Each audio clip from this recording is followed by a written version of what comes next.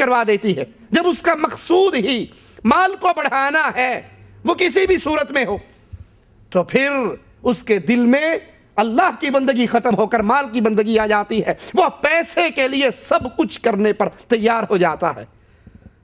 اور یہ گندے اوصاف سود خور کے دل میں رچ بس جاتے ہیں، وہ حرام کھانے کی بنا پر۔ مسلمان کی کیفیت یہ نہیں ہوتی، بلکہ مسلمان اپنے بھائیوں پر رحم کرتا ہے۔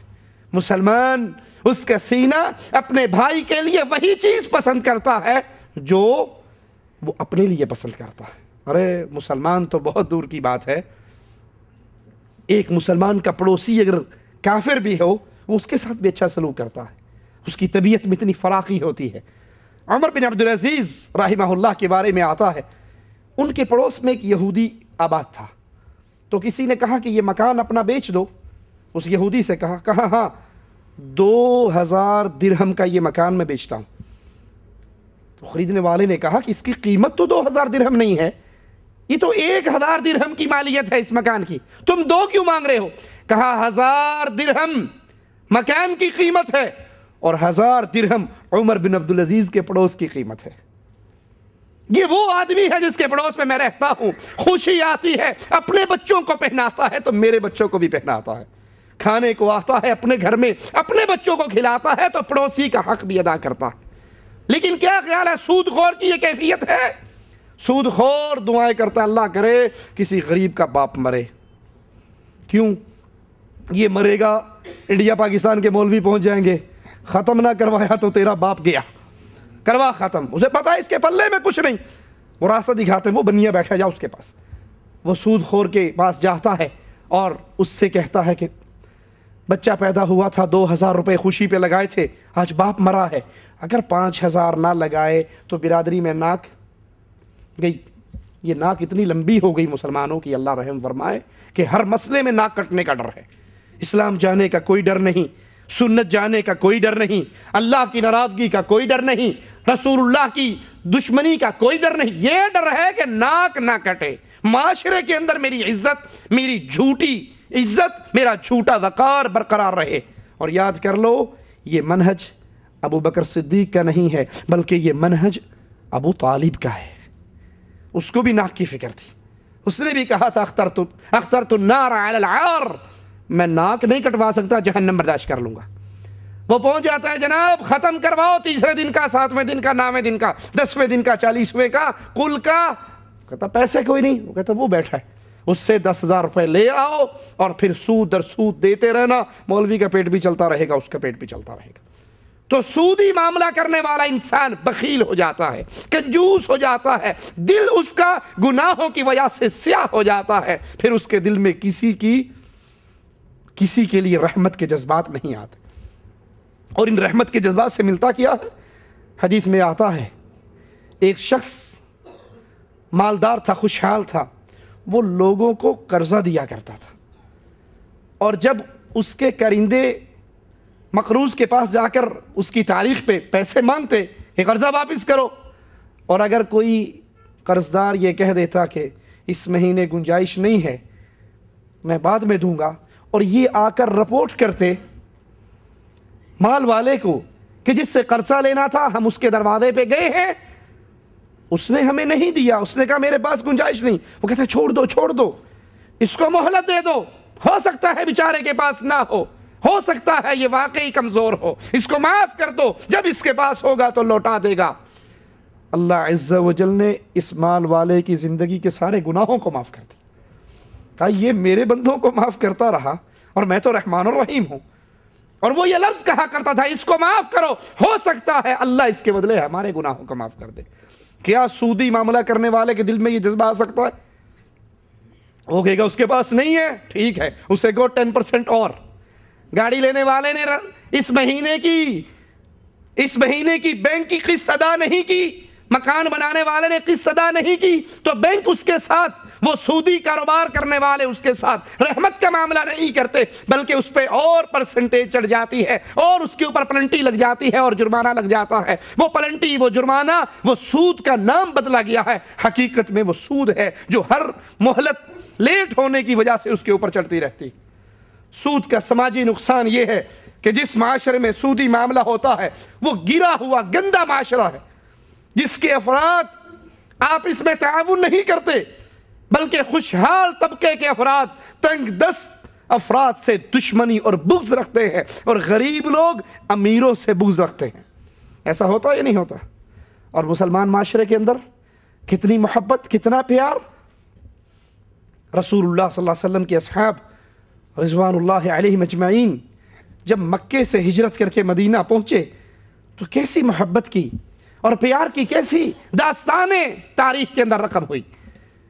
عبد الرحمن ابن عوف رضی اللہ عنہ وارضا، ان کا بھائی انصاری انہیں وہ جملے کہتا ہے کہ اہل ایمان کے معاشرے کے علاوہ یہ جملے تاریخ پیش نہیں کر سکتی۔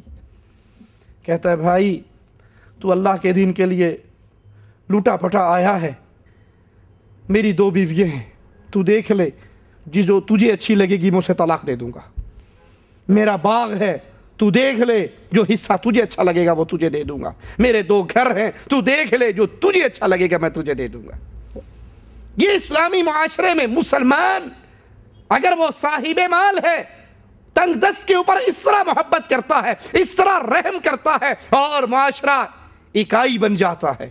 اور جہاں سودی معاشرہ ہو، جہاں سود کا لین دین ہو، جہاں سود کا معاملہ ہو، وہاں آپس میں دشمنی ہوتی ہے، بغض اور عداوت ہوتی ہے، قتل و غارت ہوتی ہے، خودکشی تک معاملہ پہنچ جاتا ہے۔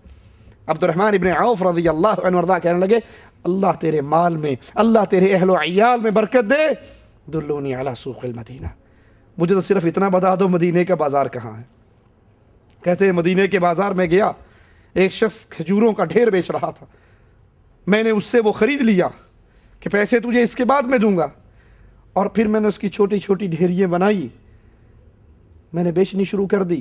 شام کو مجھے بھی پرافٹ آ گیا، اصل مال اس کو لوٹا دیا، پیسے اپنے جیب میں ڈال لیے۔ کچھ ہی دن گزرے، رسول اللہ صلی اللہ علیہ وسلم نے عبد الرحمن ابن عوف رضی اللہ عنہ وارضا کے جسم پر خوشبو کے، زعفران کے کچھ آثار دیکھے تو پوچھتے ہیں عبد الرحمن یہ کیا ہے؟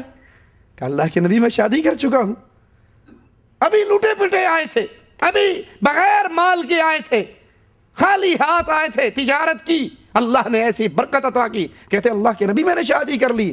آپ نے کہا عبد الرحمن ولیمہ کرو، بلکہ اگرچہ گنجائش نہ ہو تو 1 بکری ہی ذبح کر دو۔ یہ ہے مسلمانوں کا معاشرہ، یہ ہے اہل ایمان کا معاشرہ، جہاں دلوں میں محبتیں ہوتی ہیں، جہاں دلوں میں پیار ہوتا ہے۔ اور جب معاشرہ سودی معاشرہ بن جائے، سود کھانے والا، سود لینے والا، سود دینے والا، ہر کسی کی خواہش پوری کی جاتی ہے اس وجہ سے کہ بدلے میں مجھے کچھ ملے گا، اللہ کی رضا ختم، دلوں کی محبتیں ختم، تو اس لحاظ سے وہ معاشرہ گرا ہوا گندا معاشرہ بن جاتا ہے جو لوگوں کے خون کو چوستا ہے۔ سود کے معاشی نقصان، سود کا تعلق معاشی زندگی سے ہے جس میں مختلف شکلوں میں لوگوں کو کے درمیان قرض لین دین چلتا ہے، اور قرض کی کئی قسمیں ہیں، کئی طرح لوگ محتاج ہوتے ہیں۔ لوگ اپنی ذاتی ضرورتوں کی تکمیل کے لیے ایک دوسرے سے سود پر قرض لیتے ہیں، وہ قرض نہیں وہ سود ہے، اور اس کے اندر ذاتی ضرورتوں کے اندر سود کھانے کا بہت بڑا وسیع میدان ہے۔ اللہ مسلمان کو جتنی چادر ہے اس کے مطابق پاؤں پھیلانے کی توفیق عطا فرمائے۔ یہ سود کا دروازہ استطاعت سے زیادہ پاؤں پھیلانے پر کھلتا ہے۔ مکان چھوٹا ہے، بیگم صاحبہ کسی بڑے مکان میں رہنے والی اپنی سہیلی کو مل کے آتی ہے تو میٹر گم جاتا ہے، کہتی اس کا اتنا اچھا مکان ہے تو میرا چھوٹا سا کیوں ہے، مجھے بھی بڑے مکان میں جانا ہے۔ اب وہ جانتی ہے کہ میرا خامند کلرک ہے، میرا خامند ریڑی والا ہے، میرا خامند کہیں آفیسر بھی ہے، تو حلال روٹی کھا کر وہ اتنا کچھ نہیں کر سکتا، تو یہ بیوی اس کو مشورہ دیتی ہے کہ بینک سے لون کیوں نہیں لے لیتے، مسلم کمرشل بینک، اعوذ باللہ من الشیطان الرجیم، بینک کے ساتھ بھی مسلم اور اندر سارا سسٹم کافروں کا۔ یہ بینک لون دے رہا ہے گھر بنانے کے لیے، ان سے لون لیجئے، گھر بنائیے، ہماری بھی اچھی کوٹھی ہو، ہمارا سٹیٹس بھی ہائی ہو، ہم معاشرے کے اندر عزت کے ساتھ سانس لیں۔ اب اس چھوٹے سے چھوٹے سے پرانے محلے میں رہتے ہیں، بارشیں آتی ہیں تو گھٹنوں گھٹنوں پانی کھڑا ہو جاتا ہے، بجلی اکثر غائب رہتی ہے، پانی اکثر غائب رہتا ہے. ہمیں اچھا اب ہمارا سٹیٹس ہائی ہوگا تو بچیوں کے رشتے خامد کو بہکانے کے لیے نا کئی دروازے ہیں. اگر نہیں مانتا دیکھو نا یہاں پر کون آئے گا، ہماری بچیوں کی شادیاں نہیں ہوں گی، ہم اچھی کسی سوسائٹی میں رکھتے ہوں گے، لوگ ہمارا سٹیٹس دیکھیں گے. اور یہ خامد اللہ اور اس کے رسول کے احکامات کو ٹھوکر مار کے بیگم صاحبہ کو راضی کرنے کے لیے مکان بینک سے لون لے کر بناتا ہے. اس کے پاس موٹر سائیکل ہے. یہ اللہ کی دی ہوئی اس نعمت پہ شکر ادا کرنے کی بجائے بیوی کی پٹیوں میں آ کر ایک گاڑی کے چکر میں پڑتا ہے. جیب اجازت نہیں دیتی کہ یہ گاڑی خرید سکے تو پھر وہی مشورہ ملتا ہے کہ بینک سے لون لے لو، کسی بنیے سے سود لے لو. اب یہ بیوی کو راضی کرنے کے لیے گاڑی بھی لے چکا ہے اور مکان بھی اچھا بنا چکا ہے، لیکن جب یہ سود در سود اتنا دب جاتا ہے تو اللہ کی قسم کتنے ہی وہ واقعات ہیں کہ یہ ظالم عورت اور اس کی اولاد ایک خامند اور باپ کے سائے سے محروم ہو جاتے ہیں. انسان اتنے سود کے نیچے دب جاتا ہے کہ وہ ادا کرنے کی طاقت نہیں رکھتا. کچھ ہی مہینوں پہلے میں نے خود کراچی کا ایک واقعہ پڑھا. ایک شخص نے بینک سے قرضے لے کر دکان چلائی، وہ نہیں چلی، کاروبار ختم ہو گیا. بینک نے پھر گنڈے پالے ہوئے ہوتے ہیں جو دھمکیاں دیتے ہیں، وہ اس کے گھر آئے اور اس کی عزت کو برباد کرنے کی دھمکی دے کر گئے، اور صبح وہ شخص اپنے ہی کمرے میں پنکھے سے رسی لٹکا کے لٹک گیا. ان بیویوں کے پیچھے لگ کر یا اللہ کی دی ہوئی نعمتوں پہ شکر کے جذبات پیدا نہ کر کے اپنے سے اوپر دیکھ کر استطاعت سے بڑھ کر چادر سے پاؤں پھیلانے کے نتیجے میں وہ انسان زندگی برباد کر لیتا ہے. آخرت تو بربادی پر ہے ہی ہے. آج اپنی بیویوں کو راضی کرنا، معاشرے کے اندر سٹیٹس بنانا، اپنے آپ کو اچھا پیش کر کے دکھانا، یہ بڑے خوبصورت الفاظ ہیں، لیکن یاد کر لو قرآن کے الفاظ کو. یوم یفر المرء من اخیہ وامہ وابیہ وصاحبتہ وبنیہ. قیامت کی گھڑی ایسی خطرناک، بھائی بھائی کے کام نہیں آئے گا، باپ اولاد کے کام نہیں آئے گا، ماں بیٹیوں کے کام نہیں آئے گی، خامند بیوی کے کام نہیں آئے گا. یوم یفر المرء من اخیہ وامہ وابیہ وصاحبتہ وبنیہ لکل امرئ منہم یومئذ شأن یغنیہ. ہر بندہ چاہے گا سارے مارے جائیں، میں اکیلا بچ جاؤں. یہ سارے تعلقات جن کی بنیاد پہ اللہ سے دوستی خراب کر رہے ہو، اللہ سے رشتہ توڑ رہے ہو، اللہ کی دشمنوں کی صف میں کھڑے ہو رہے ہو، رسول کے دشمنوں کی صف میں کھڑے ہو رہے ہو، معاشرے کے اندر اپنی ناک اونچی کرنے کے لیے، 4 دن سکون کے گزارنے کے لیے، نہ بھولنا کہ قیامت کے دن یہ سارے رشتے، یہ سارا سٹیٹس سب برباد ہونے والا ہے اور کوئی کسی کے کام نہیں آنے والا. قرآن ہمیں اطلاع دیتا ہے جس کے الٹے ہاتھ میں نامہ اعمال مل گیا وہ کہے گا یا لیتنی لم اوت کتابیہ، اے کاش میری ڈائری مجھے نہ ملتی، ولم ادری ما حسابیہ، میرا نامہ اعمال مجھے پتہ نہ لگتا، حساب کا مجھے پتہ نہ لگتا.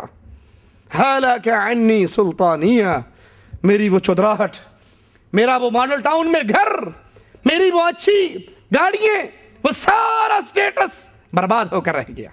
اور اگر انسان اللہ کی دی ہوئی نعمتوں پہ شکر کرے تو مالک کیا کہتا ہے؟ لَأَزِيدَنَّكُمْ، اور زیادہ کروں گا. اور یہ شکر دل میں ایسا سکون پیدا کرتا ہے کہ سود خور کے دل میں ایسا سکون کبھی آ ہی نہیں سکتا. تاریخ میں آتا ہے ایک بادشاہ جنگل سے گزر رہا، اس نے اپنے سپاہیوں سے کہا کہ میری تو عادت ہے کہ کھانا مہمان کے ساتھ کھاتا ہوں، جاؤ کسی مہمان کو لے کر آؤ. انہوں نے کہا بادشاہ سلامت، یا کہاں مہمان ملے گا، کہاں نہیں ڈھونڈو.